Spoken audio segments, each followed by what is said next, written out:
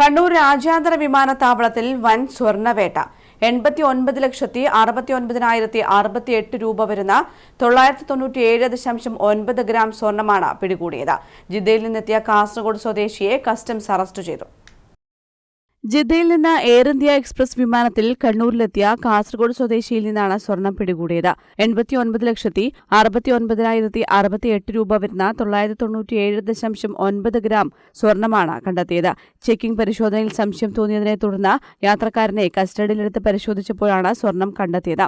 Paste രൂപത്തിലുള്ള സ്വർണം ഗുളിക മാതൃകയിലാക്കി മലദ്വാരത്തിൽ ഒളിപ്പിച്ചാണ് കടത്താൻ ശ്രമിച്ചത്. പിടികൂടിയ സ്വർണം പിന്നീട് വേർതിരിച്ചെടുത്തു. കസ്റ്റംസ് ഡെപ്യൂട്ടി കമ്മീഷണർ EV ശിവരാമന്റെ നേതൃത്വത്തിലുള്ള ഉദ്യോഗസ്ഥർ നടത്തിയ പരിശോധനയിലാണ് സ്വർണം കണ്ടെടുത്തത്. ഈ മാസം കണ്ണൂർ വിമാനത്താവളത്തിൽ 16 കേസുകളാണ് രജിസ്റ്റർ ചെയ്തത്.